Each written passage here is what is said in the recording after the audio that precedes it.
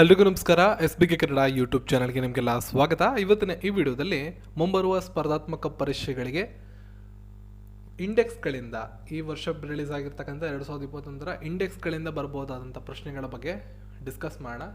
ಇವತ್ತಿನ ಈ ವಿಡಿಯೋದಲ್ಲಿ ಪ್ರಮುಖವಾದ ಇಂಡೆಕ್ಸ್ಗಳು, ಅದನ್ನು ಬಿಡುಗಡೆ ಮಾಡ್ತಕ್ಕಂಥ ಸಂಸ್ಥೆ, ಭಾರತದ ಸ್ಥಾನ ಮತ್ತು ಅಗ್ರಸ್ಥಾನದಲ್ಲಿ ಯಾವ ದೇಶ ಇದೆ, ಈ 4 ಪಾಯಿಂಟ್ಸ್ಗಳನ್ನು ತಿಳ್ಕೊತಾ ಹೋಗೋಣ. ಸರಿಸುಮಾರು 15ಕ್ಕಿಂತ ಹೆಚ್ಚು ಇಂಡೆಕ್ಸ್ಗಳ ಬಗ್ಗೆ ಮಾಹಿತಿಯನ್ನು ಕೊಡ್ತೀನಿ. ಜನವರಿ ತಿಂಗಳಿಂದ ಇಲ್ಲಿವರೆಗೆ ಬಿಡುಗಡೆ ಆಗಿರ್ತಕ್ಕಂಥ ಪ್ರಮುಖವಾದ ಇಂಡೆಕ್ಸ್ಗಳ ಬಗ್ಗೆ ವಿಡಿಯೋದಲ್ಲಿ ಸಂಪೂರ್ಣವಾದ ಮಾಹಿತಿ ಇರುತ್ತೆ. ವಿಡಿಯೋನ ಕೊನೆ ತನಕ ನೋಡ್ತೀರಿ. ಜೊತೆಗೆ ಇದರ PDF ನೀವು ನಮ್ಮ ಟೆಲಿಗ್ರಾಮಲ್ಲಿ ಫ್ರೀಯಾಗಿ ಡೌನ್ಲೋಡ್ ಮಾಡ್ಕೋಬೋದು. ಡಿಸ್ಕ್ರಿಪ್ಷನಲ್ಲಿ ಲಿಂಕ್ ಇದೆ, ಹೋಗಿ ಡೌನ್ಲೋಡ್ ಮಾಡ್ಕೊಳ್ಳಿ. ಮೊದಲನೇದಾಗಿ IMD world competitive index 2021. So world competitive ಇಂಡೆಕ್ಸನ್ನು ಬಿಡುಗಡೆ ಮಾಡ್ತಕ್ಕಂಥ ಸಂಸ್ಥೆ IMD ಅಂದರೆ ಇನ್ಸ್ಟಿಟ್ಯೂಟ್ ಫಾರ್ ಮ್ಯಾನೇಜ್ಮೆಂಟ್ ಡೆವಲಪ್ಮೆಂಟ್ ಅಂತ. ಕೇಳ್ತಕ್ಕಂಥ ರೇರ್ ಇದೆ. ತುಂಬ ಸ್ಪರ್ಧಾತ್ಮಕ ಪರೀಕ್ಷೆಗಳಲ್ಲಿ ಈ ಪ್ರಶ್ನೆ ಬಂದಾಗ, ಕಾಂಪಿಟೇಟಿವ್ ಇಂಡೆಕ್ಸ್ ಬಂದಾಗ ರ್ಯಾಂಕಿಂಗನ್ನು ಜಾಸ್ತಿ ಕೇಳಿದ್ದಾರೆ. 2021ರಲ್ಲಿ ಭಾರತ 43ನೇ ಸ್ಥಾನವನ್ನು ಪಡ್ಕೊಂಡಿದೆ. ಒಟ್ಟಾರೆಯಾಗಿ 64 ದೇಶಗಳನ್ನು ಈ ಒಂದು ಇಂಡೆಕ್ಸ್ನಲ್ಲಿ ಪರಿಗಣನೆ ಮಾಡಲಾಗಿತ್ತು, ಕನ್ಸಿಡರ್ ಮಾಡಲಾಗಿತ್ತು. ಸ್ವಿಟ್ಜರ್ಲ್ಯಾಂಡ್ ದೇಶ ಅಗ್ರಸ್ಥಾನವನ್ನು ವಹಿಸ್ಕೊಂಡ್ರೆ ಭಾರತ 43ನೇ ಸ್ಥಾನವನ್ನು ಪಡ್ಕೊಂಡಿದೆ. ವರ್ಲ್ಡ್ ಕಾಂಪಿಟೇಟಿವ್ ಇಂಡೆಕ್ಸ್ ಬಗ್ಗೆ ಕೇಳಬಹುದಾದಂಥ ಪ್ರಶ್ನೆ ಬಿಡುಗಡೆ ಮಾಡ್ತಕ್ಕಂಥ ಸಂಸ್ಥೆ IMD ಅಂದರೆ ಇನ್ಸ್ಟಿಟ್ಯೂಟ್ ಫಾರ್ ಮ್ಯಾನೇಜ್ಮೆಂಟ್ ಡೆವಲಪ್ಮೆಂಟ್. ಭಾರತದ ಸ್ಥಾನ 43, ಒಟ್ಟಾರೆ ದೇಶಗಳ ಸಂಖ್ಯೆ 64, ಅಗ್ರಸ್ಥಾನದಲ್ಲಿ ಸ್ವಿಟ್ಜರ್ಲ್ಯಾಂಡ್ ಇದೆ. ನೆಕ್ಸ್ಟ್ ಗ್ಲೋಬಲ್ ಪೀಸ್ ಇಂಡೆಕ್ಸ್ 2021ರ ಆವೃತ್ತಿ ಬಿಡುಗಡೆ ಮಾಡ್ತಕ್ಕಂಥ ಸಂಸ್ಥೆ IEP ಅಂದರೆ institute for economic and peace ಅಂತ. Institute for economics and peace ಅನ್ನೋ ಒಂದು ಸಂಸ್ಥೆ ಗ್ಲೋಬಲ್ ಪೀಸ್ ಇಂಡೆಕ್ಸನ್ನು ಬಿಡುಗಡೆ ಮಾಡುತ್ತೆ. 2021ರ ಆವೃತ್ತಿಯಲ್ಲಿ ಒಟ್ಟು 163 ದೇಶಗಳನ್ನು ಕನ್ಸಿಡರ್ ಮಾಡಿದ್ದಾರೆ. ಅದರಲ್ಲಿ ನಮ್ಮ ಭಾರತ 135ನೇ ಸ್ಥಾನವನ್ನು ಪಡ್ಕೊಂಡಿದೆ. ಅಗ್ರಸ್ಥಾನದಲ್ಲಿ ಐಸ್ಲ್ಯಾಂಡ್ ದೇಶ ಇದೆ ಮತ್ತು ಕೊನೆಯ ಸ್ಥಾನದಲ್ಲಿ ಅಂದರೆ 163ನೇ ಸ್ಥಾನದಲ್ಲಿ ಆಫ್ಘಾನಿಸ್ತಾನ ಇದೆ. ಇಂಪಾರ್ಟೆಂಟ್ ಪ್ರಶ್ನೆ. ಗ್ಲೋಬಲ್ ಪೀಸ್ ಇಂಡೆಕ್ಸ್ ಬಗ್ಗೆ ಸ್ಪರ್ಧಾತ್ಮಕ ಪರೀಕ್ಷೆಗಳಲ್ಲಿ ಈ ಮೊದಲು ಕೂಡ ಪ್ರಶ್ನೆಗಳನ್ನು ಕೇಳಿದ್ದಾರೆ. ಬಿಡುಗಡೆ ಮಾಡ್ತಕ್ಕಂಥ ಸಂಸ್ಥೆ IEP institute for economics and peace. 163 ದೇಶಗಳನ್ನು ಈ ವರ್ಷ ಪರಿಗಣಿಸಿದ್ದಾರೆ. ಐಸ್ಲ್ಯಾಂಡ್ ದೇಶ ಅಗ್ರಸ್ಥಾನದಲ್ಲಿದೆ, ಆಫ್ಘಾನಿಸ್ತಾನ ಕೊನೆ ಸ್ಥಾನದಲ್ಲಿದೆ, ಭಾರತ 135ನೇ ಸ್ಥಾನದಲ್ಲಿದೆ. ವರ್ಲ್ಡ್ ಗಿವಿಂಗ್ ಇಂಡೆಕ್ಸ್ WGI ಅಂತ ಕರಿತೀವಿ. ಇದನ್ನು CAF ಸಂಸ್ಥೆ ಬಿಡುಗಡೆ ಮಾಡುತ್ತೆ. CAF ಅಂದರೆ ಚಾರಿಟೀಸ್ ಏಡ್ ಫೌಂಡೇಶನ್ಸ್ ಅಂತ. ಸೊ ವರ್ಲ್ಡ್ ಗಿವಿಂಗ್ ಇಂಡೆಕ್ಸನ್ನು ಬಿಡುಗಡೆ ಮಾಡ್ತಕ್ಕಂಥ ಸಂಸ್ಥೆ CAF, ಚಾರಿಟೀಸ್ ಏಡ್ ಫೌಂಡೇಶನ್ಸ್. ಒಟ್ಟು 114 ದೇಶಗಳನ್ನು ಈ ಇಂಡೆಕ್ಸ್ನಲ್ಲಿ ಪರಿಗಣಿಸಲಾಗಿದೆ. ಇಂಡೋನೇಷ್ಯಾ ದೇಶ ಅಗ್ರಸ್ಥಾನದಲ್ಲಿದೆ, ಜಪಾನ್ ದೇಶ ಕೊನೆ ಸ್ಥಾನದಲ್ಲಿದೆ, ಭಾರತ 14ನೇ ಸ್ಥಾನವನ್ನು ಪಡ್ಕೊಂಡಿದೆ. ಇಂಪಾರ್ಟೆಂಟು, ನೆನಪಲ್ಲಿಟ್ಕೊಂಡಿರಿ. 114 ರಾಷ್ಟ್ರಗಳ ಈ ಇಂಡೆಕ್ಸ್ನಲ್ಲಿ ಇಂಡೋನೇಷ್ಯಾ ಅಗ್ರಸ್ಥಾನವನ್ನು, ಜಪಾನ್ ದೇಶ ಕೊನೆ ಸ್ಥಾನವನ್ನು ಪಡ್ಕೊಂಡ್ರೆ ಭಾರತ 14ನೇ ಸ್ಥಾನವನ್ನು ಪಡ್ಕೊಂಡಿದೆ. ಚಾರಿಟೀಸ್ ಏಡ್ ಫೌಂಡೇಶನ್ ಅವರು ವರ್ಲ್ಡ್ ಗಿವಿಂಗ್ ಇಂಡೆಕ್ಸ್ 2021ನ್ನು ಬಿಡುಗಡೆ ಮಾಡಿದ್ದಾರೆ. EY renewable energy country attractiveness index, so RECAI ಅಂತ ಕರಿತೀವಿ, 57ನೇ ಆವೃತ್ತಿ. ಸೊ EY ಸಂಸ್ಥೆ, EY ಅವರು ಗ್ಲೋಬಲಿ ಇದನ್ನು ರಿಲೀಸ್ ಮಾಡ್ತಾರೆ. ಭಾರತ ಒಟ್ಟಾರೆಯಾಗಿ 3ನೇ ಸ್ಥಾನವನ್ನು ಪಡ್ಕೊಂಡಿದೆ. ಅಮೇರಿಕ ಅಗ್ರಸ್ಥಾನದಲ್ಲಿದೆ, ಚೀನಾ 2ನೇ ಸ್ಥಾನದಲ್ಲಿದೆ. ಸೊ ಅಮೇರಿಕ 1ನೇ ಸ್ಥಾನ, ಚೀನಾ 2ನೇ ಸ್ಥಾನ, ಭಾರತ 3ನೇ ಸ್ಥಾನ ರಿನ್ಯೂವಬಲ್ ಎನರ್ಜಿ ಕಂಟ್ರಿ ಅಟ್ರಾಕ್ಟಿವ್ನೆಸ್ ಇಂಡೆಕ್ಸ್ನಲ್ಲಿ. ಇದನ್ನು ಕೂಡ ಸ್ಪರ್ಧಾತ್ಮಕ ಪರೀಕ್ಷೆಯಲ್ಲಿ ಮೊದಲು ಕೇಳಿದ್ದಾರೆ. ಚಾರ್ಟರ್ ಗುಡ್ ಗವರ್ನಮೆಂಟ್ ಇಂಡೆಕ್ಸ್ 2021, ಇದನ್ನು ಕೂಡ ಎಕ್ಸಾಮಲ್ಲಿ ಕೇಳಲಾಗಿದೆ ಈ ಮೊದಲು. CGGI 2021. ಸೊ ಇದರಲ್ಲಿ ಒಟ್ಟಾರೆಯಾಗಿ 104 ದೇಶಗಳನ್ನು ಪರಿಗಣಿಸಿದ್ದಾರೆ. ರ್ಯಾಂಕಿಂಗನ್ನು ತಯಾರು ಮಾಡಬೇಕಾದ್ರೆ ಅದರಲ್ಲಿ 49ನೇ ಸ್ಥಾನವನ್ನು ಭಾರತ ಪಡ್ಕೊಂಡಿದೆ. ಫಿನ್ಲ್ಯಾಂಡ್ ಅಗ್ರಸ್ಥಾನವನ್ನು ಕಾಯ್ದುಕೊಂಡಿದೆ. Next important energy transition index. ಈ ಮೊದಲು ಕೂಡ 2020-19ರ ಸ್ಪರ್ಧಾತ್ಮಕ ಪರೀಕ್ಷೆಗಳಲ್ಲಿ ಎನರ್ಜಿ ಟ್ರಾನ್ಸಿಷನ್ ಇಂಡೆಕ್ಸ್ ಬಗ್ಗೆ ಪ್ರಶ್ನೆಯನ್ನು ಕೇಳಲಾಗಿದೆ. ಸೊ ಇದನ್ನು WEF ಸಂಸ್ಥೆ ಬಿಡುಗಡೆ ಮಾಡುತ್ತೆ. WEF ಅಂದರೆ ವರ್ಲ್ಡ್ ಎಕನಾಮಿಕ್ ಫಾರಮ್. ಈ ಒಂದು ಸಂಸ್ಥೆ ಬಿಡುಗಡೆ ಮಾಡುತ್ತೆ. 115 ರಾಷ್ಟ್ರಗಳನ್ನು ಪರಿಗಣಿಸಲಾಗಿದೆ ಈ ಒಂದು ರ್ಯಾಂಕಿಂಗಲ್ಲಿ. ಅದರಲ್ಲಿ 87ನೇ ಸ್ಥಾನವನ್ನು ಭಾರತ ಪಡ್ಕೊಂಡಿದೆ. ಸ್ವೀಡನ್ ದೇಶ ಅಗ್ರಸ್ಥಾನಿಯಾಗಿದೆ. ಎನರ್ಜಿ ಟ್ರಾನ್ಸಿಷನ್ ಇಂಡೆಕ್ಸನ್ನು ವರ್ಲ್ಡ್ ಎಕನಾಮಿಕ್ ಫಾರಮ್ ಅವರು ಬಿಡುಗಡೆ ಮಾಡ್ತಾರೆ. 2021ರಲ್ಲಿ 115 ದೇಶಗಳ ಪೈಕಿ ಭಾರತ 87ನೇ ಸ್ಥಾನವನ್ನು ಪಡ್ಕೊಂಡಿದೆ. ಸ್ವೀಡನ್ ದೇಶ ಅಗ್ರಸ್ಥಾನದಲ್ಲಿದೆ. ನೆಕ್ಸ್ಟ್ ಮತ್ತೊಂದು ಇಂಪಾರ್ಟೆಂಟ್ ಆಗಿರ್ತಕ್ಕಂಥದ್ದು ಪ್ರೆಸ್ ಫ್ರೀಡಮ್ ಇಂಡೆಕ್ಸ್. ಬಹಳಷ್ಟು ಸ್ಪರ್ಧಾತ್ಮಕ ಪರೀಕ್ಷೆಗಳಲ್ಲಿ ಇದ್ರ ಬಗ್ಗೆ ಪ್ರಶ್ನೆಗಳನ್ನು ಕೇಳಿದ್ದಾರೆ. ಮೊದಲನೇದಾಗಿ ಕೇಳಿರೋ ಪ್ರಶ್ನೆ, ಇದನ್ನು ರಿಲೀಸ್ ಮಾಡ್ತಕ್ಕಂಥ ಸಂಸ್ಥೆ RSF ಅಂದರೆ ರಿಪೋರ್ಟರ್ಸ್ ವಿತೌಟ್ ಬಾರ್ಡರ್ಸ್ ಅಂತ. ಈ ಒಂದು ಸಂಸ್ಥೆ ವರ್ಲ್ಡ್ ಪ್ರೆಸ್ ಇಂಡೆಕ್ಸನ್ನು ಬಿಡುಗಡೆ ಮಾಡುತ್ತೆ. 2021ನೇ ಆವೃತ್ತಿಯಲ್ಲಿ 180 ದೇಶಗಳನ್ನು ಪರಿಗಣಿಸಿ ಇಂಡೆಕ್ಸನ್ನು ಬಿಡುಗಡೆ ಮಾಡಿದ್ದಾರೆ. ಭಾರತ 142ನೇ ಸ್ಥಾನವನ್ನು ಪಡ್ಕೊಂಡಿದೆ. ಇನ್ನು ನಾರ್ವೆ ಮೊದಲನೇ ಸ್ಥಾನವನ್ನು ಪಡ್ಕೊಂಡ್ರೆ ಎರಿಟ್ರಿಯಾ ಅನ್ನೋ ದೇಶ ಕೊನೆ ಸ್ಥಾನದಲ್ಲಿದೆ, 180ನೇ ಸ್ಥಾನದಲ್ಲಿದೆ. ಇಂಪಾರ್ಟೆಂಟು, ಈ ವರ್ಷದ ಪರೀಕ್ಷೆಗಳಿಗೂ ಕೂಡ ನಿರೀಕ್ಷೆ ಮಾಡ್ಬೋದು. ನೆಕ್ಸ್ಟ್ ಇನ್ಕ್ಲೂಸಿವ್ ಇಂಟರ್ನೆಟ್ ಇಂಡೆಕ್ಸ್, ಇದನ್ನು EIU ಅವರು ಬಿಡುಗಡೆ ಮಾಡ್ತಾರೆ. ಇಂಪಾರ್ಟೆಂಟು ಮತ್ತೊಂದು ಫೇಸ್ಬುಕ್ ಮತ್ತು EIU ಅಂದರೆ ಎಕನಾಮಿಸ್ಟ್ ಇಂಟೆಲಿಜೆನ್ಸ್ ಯೂನಿಟ್ ಅಂತ ಕರಿತೀವಿ. ಸೊ ಇವರಿಬ್ಬರು ಕಂಬೈನ್ ಆಗಿ ಬಿಡುಗಡೆ ಮಾಡ್ತಕ್ಕಂಥ ಇನ್ಕ್ಲೂಸಿವ್ ಇಂಟರ್ನೆಟ್ ಇಂಡೆಕ್ಸ್ನಲ್ಲಿ ಈ ವರ್ಷ 120 ದೇಶಗಳನ್ನು ಪರಿಗಣಿಸಲಾಗಿತ್ತು. ಅದರಲ್ಲಿ 49ನೇ ಸ್ಥಾನವನ್ನು ಭಾರತ ಪಡ್ಕೊಂಡಿದೆ.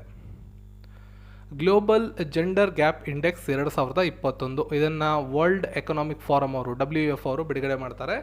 156 ರಾಷ್ಟ್ರಗಳನ್ನು ಪರಿಗಣಿಸಿದ್ದಾರೆ ಈ ವರ್ಷ. ಅದರಲ್ಲಿ 140ನೇ ಸ್ಥಾನವನ್ನು ಭಾರತ ಪಡ್ಕೊಂಡಿದೆ.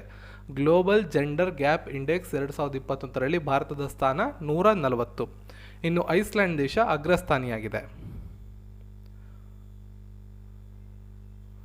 ಸೊ ಮುಂದೆ international intellectual property index. So ಇದನ್ನು GIPC ಅನ್ನೋ ಒಂದು ಸಂಸ್ಥೆ ಬಿಡುಗಡೆ ಮಾಡುತ್ತೆ.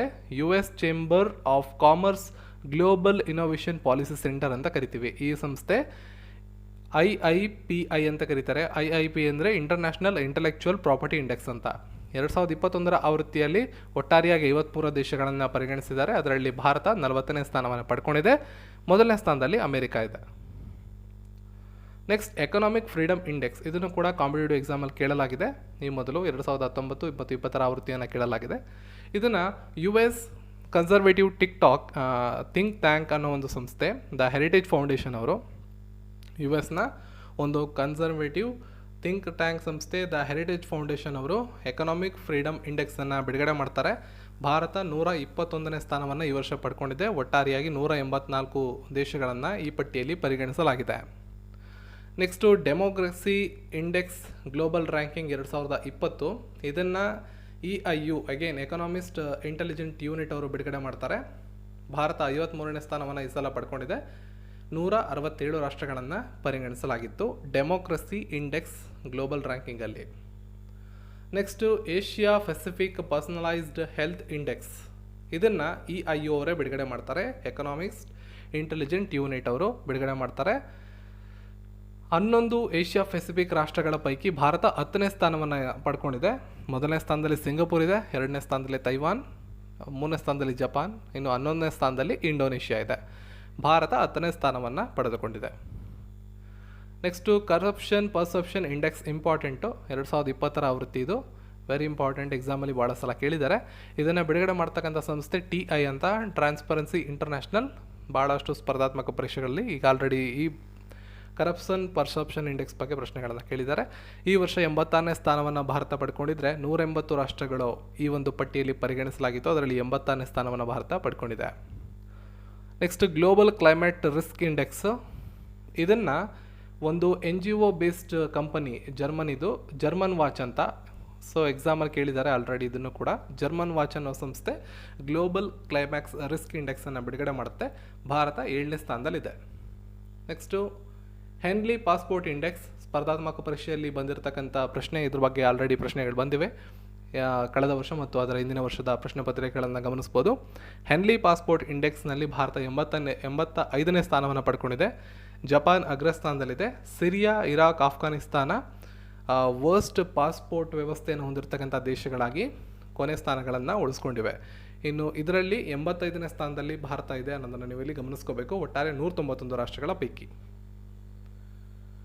Next UN world happiness index, important, ಇದು ಕೂಡ ಭಾಳಷ್ಟು ಸ್ಪರ್ಧಾತ್ಮಕ ಪರೀಕ್ಷೆಗಳಲ್ಲಿ ಕೇಳಿದ್ದಾರೆ. ವರ್ಲ್ಡ್ ಹ್ಯಾಪಿನೆಸ್ ಇಂಡೆಕ್ಸ್ನ ವಿಶ್ವಸಂಸ್ಥೆಯವರೇ ಬಿಡುಗಡೆ ಮಾಡ್ತಾರೆ. ಯಾರು ಬಿಡುಗಡೆ ಮಾಡ್ತಾರೆ? ವಿಶ್ವಸಂಸ್ಥೆ, UN ಅವ್ರು ಬಿಡುಗಡೆ ಮಾಡ್ತಾರೆ. UN ಅಂದರೆ ಯುನೈಟೆಡ್ ನೇಷನ್ಸ್ ಅಂತ. ಸೊ ವರ್ಲ್ಡ್ ಹ್ಯಾಪಿನೆಸ್ ಇಂಡೆಕ್ಸ್ನ ಈ ವರ್ಷದ ಆವೃತ್ತಿಯಲ್ಲಿ 149 ರಾಷ್ಟ್ರಗಳನ್ನು ಪರಿಗಣಿಸಿ ಅದರಲ್ಲಿ 139ನೇ ಸ್ಥಾನವನ್ನು ಭಾರತ ಪಡ್ಕೊಂಡಿದೆ. ಇನ್ನು ಫಿನ್ಲ್ಯಾಂಡ್ ದೇಶ ವಿಶ್ವದ ಅತ್ಯಂತ ಹ್ಯಾಪಿಯೆಸ್ಟ್ ಕಂಟ್ರಿ ಅಂತ ರೆಕಾರ್ಡ್ ಮಾಡಿದೆ, ಅಗ್ರಸ್ಥಾನದಲ್ಲಿದೆ. ನೆಕ್ಸ್ಟು ಸಸ್ಟೈನಬಲ್ ಡೆವಲಪ್ಮೆಂಟ್ ರಿಪೋರ್ಟ್ 2021, ಇದನ್ನು STSN ಅಂತ ಸಂಸ್ಥೆ ಬಿಡುಗಡೆ ಮಾಡುತ್ತೆ. STSN ಅಂದರೆ ಸಸ್ಟೈನಬಲ್ ಡೆವಲಪ್ಮೆಂಟ್ ಸೊಲ್ಯೂಷನ್ ನೆಟ್ವರ್ಕ್ ಅಂತ.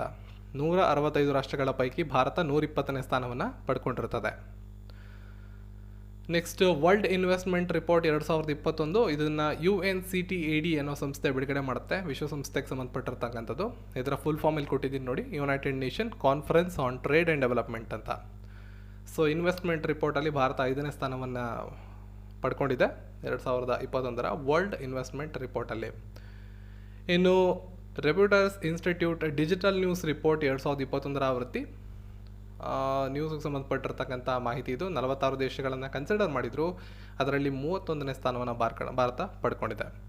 ಇನ್ನು Finland highest level of overall trust in news 65%, ಅಂದರೆ ಸುದ್ದಿವಾಹಿನಿಗಳ ಮೇಲೆ ಇರತಕ್ಕಂಥ ಟ್ರಸ್ಟ್ಗಳನ್ನು ಆಧರಿಸಿ ರ್ಯಾಂಕಿಂಗನ್ನು ಇದನ್ನು ಕೊಡಲಾಗುತ್ತೆ.